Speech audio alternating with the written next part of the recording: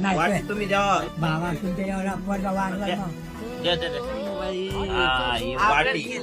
नाही हा? ते पैसे घ्यायचे काही. हा मला तुमच्या हिशोबाने काय द्यायचे ते द्या.